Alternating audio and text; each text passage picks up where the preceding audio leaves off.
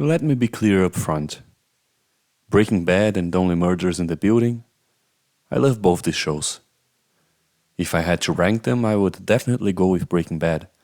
But such a comparison is honestly meaningless, since they're trying to do such different things, with Breaking Bad being a drama about ambition and corruption, grounded in the violent reality of New Mexico's drug dealing, whereas Only Murders is a delightfully charming and witty comedy about some New York intergenerational nerds who love true crime podcasts, though it can be surprisingly heartfelt when it aims to. Anyway, both shows are great, but also radically different, even if both revolve around boomers who are a bit too interested in crime.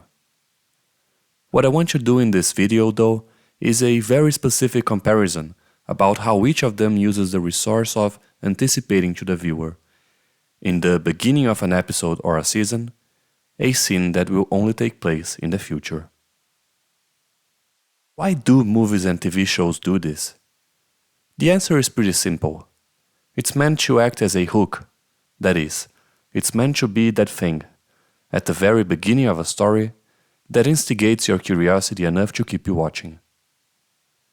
Anticipating a future scene is a pretty straightforward way of doing that, since, with the viewers lacking any context, they'll immediately have questions like, what's going on? Or, how did they get there? Or, how are they getting out of it? When it comes down to it, a hook usually boils down to a question the viewer wants answered, curiosity being a tried and tested way to keep us engaged with a story. If you've watched Breaking Bad, you might have guessed that I'm talking about that creepy teddy bear that was hinted at throughout Season 2. And if you've seen Only Murders in the Building, you might remember that the very first scene in the series is an anticipation of a future event. Now, since this is meant to be a didactic comparison, there is, of course, one series that does it right and the other wrong. And the winner here is Breaking Bad. You warned that this video will contain spoilers up to Season 2 of Breaking Bad, as well as some mild ones for the first season of Only Murders. But if you're still here, let's begin by playing that pink teddy bear scene.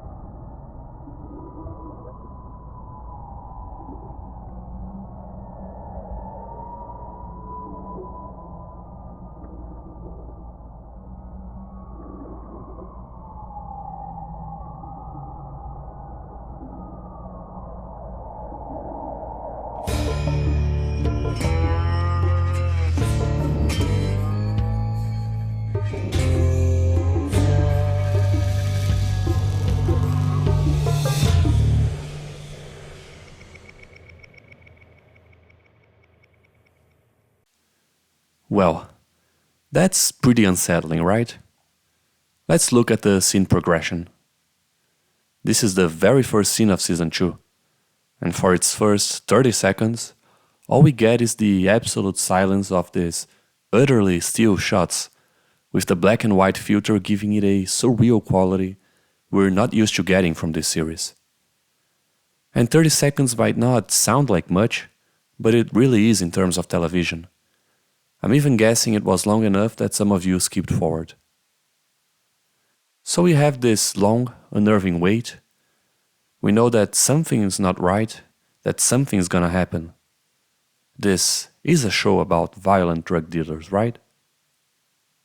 And then we see it. An eye, floating in the pool. A promise of brutal violence inside our protagonist's home, which already gets us curious about what's to come. Then, wait, are those sirens we hear in the background? It must be related, right?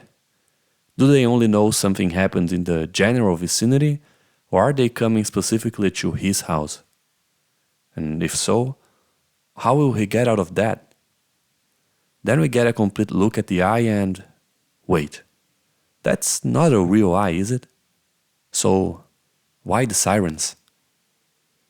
And in comes the creepy teddy bear, its neon coloring screaming at us through the black and white. And we see its face and body are charred, which brings us to the idea of fire, which, in turn, brings us back to the idea of violence. Or at least, of tragedy, again, inside our protagonist's home. Cutscene, and what the hell? So, I said a hook was about questions, and yeah, we've got questions. This scene is revisited in episode 4, which shows us the bear being removed from the pool by what looks like some kind of law enforcement official in a hazmat suit, gathering and cataloging evidence for an investigation, which raises the tension by showing us that the arm of the law has indeed found its way inside Walt's home. Then again in episode 10, which shows us these same officers handling 2 shrouded dead bodies right by Walt's front door, which of course raises the question of who the hell died. And finally in episode 13, the season finale, where we see this is actually an investigation involving not just his home or even his whole neighborhood, but apparently the whole city, with helicopters flying in the background. Which, of course, we then learn relates to the airplane crash caused by the man whose daughter Walt had allowed to die from an overdose in order to keep Jesse close to him. So, remember how I mentioned that with every hook there comes a question? Well, it's also true that with every question there comes a promise. A promise, from the writer to the audience, that this curiosity that has been deliberately created will be adequately addressed. It is very dangerous, then, to toy with these promises. After all, it's easy to feel tricked if you spend your time watching something, only to then have no adequate payoff. Why would you watch anything by that creator once they've broken that kind of trust? And yet, in a very real sense, that's exactly what Breaking Bad does. We spend the whole season waiting for the police to come charging into Walt's home, only to then learn the scope of this investigation wasn't specific to him at all, and indeed, that he wasn't even being investigated. That his, like so many others, was just the house where the debris had fallen. Why then did I say Breaking Bad was the winner of this match? Well, 'cause it's not as simple as that. See, breaking a promise is always a risky move, but it can be done, as long as, instead of giving the audience what they thought they wanted, you give them something just as good, or better. Here, there is an adequate payoff, albeit a symbolic one. The drug business to which Walt contributes harms, as we know, not only the people we see on screen, but the whole community in which it operates. And not only through violence itself, but also through the damage caused to drug users, be it to their health or to their ability to keep on as functional human beings. Which, of course, also harms everyone surrounding such users. In symbolic terms, that's what we see here. Walt not only contributes to the drug business, he has now actively chosen to let Jessica Janes. No, wait, just Jane. Either way, he let Jesse's girlfriend die from an overdose, and this death, by damaging the mental health of her father, resulted in a tragedy that has now affected his whole community. and perhaps even the whole country, since we're talking about air travel. So, yeah, this is a symbolic payoff, and Walt could hardly be criminally prosecuted for these deaths. But when it comes to storytelling, symbolism can be just as meaningful as the reality the characters inhabit. And speaking of symbolism, Walt is conspicuously dressed in the exact same color as the bear, which might signal his own corruption. And if you finish the fourth season, you might notice the bear's wounds correspond to those suffered by another relevant character, so it's also foreshadowing future events.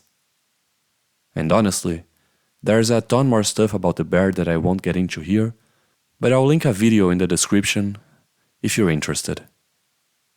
The point is, the bear's doing a lot of legwork in a pretty efficient bit of storytelling. Therefore, pink teddy bear good, or something in those lines. What about Only Murders in the Building though?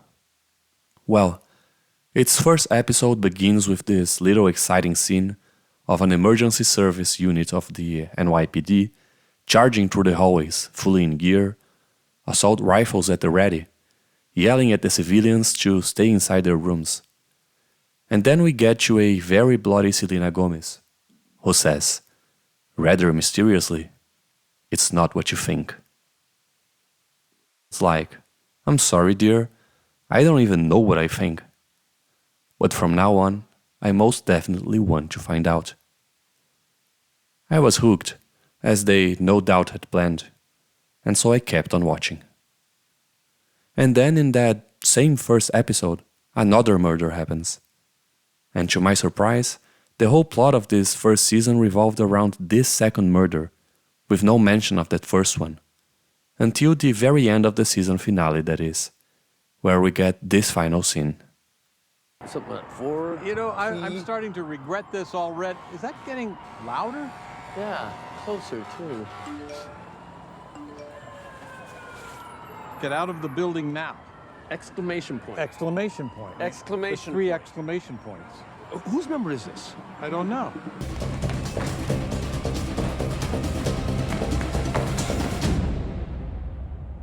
It's not what you think. That's that. Honestly, it baffles me that they chose to open the season this way. As I mentioned, the first episode itself has another murder, which is a perfectly fine hook, and which, you guessed it, actually has to do with the damn plot of the season. Why the hell would you begin by showing us another murder that is irrelevant for the mystery we're about to spend the whole season unraveling?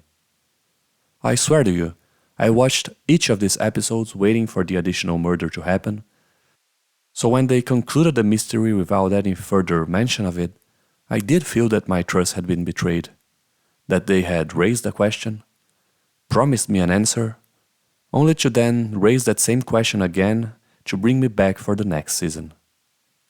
I mean, I'd already watched this season to get this answer, so it kind of feels like making me pay twice for the same good. So even though I enjoyed the whole season, I ended it with a bitter taste in my mouth. Maybe the joke's on me since I still watched the second season. But seriously, why?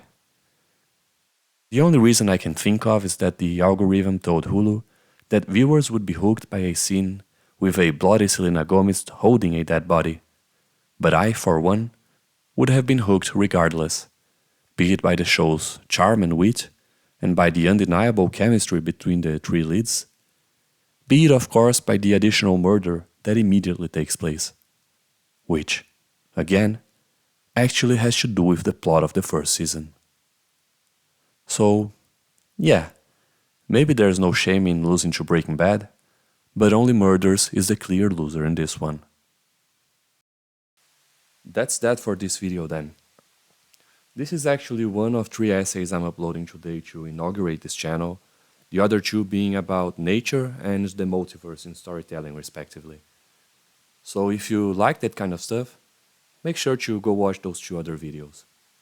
I'll be posting content every Friday with a general focus on geek culture, so be sure to like, subscribe, comment, ring that bell button, and all that good stuff to help me with the YouTube algorithm. Thank you for watching. I'm Pedro Perizotto from Geekzotto. Be a good geek, and I'll see you next time.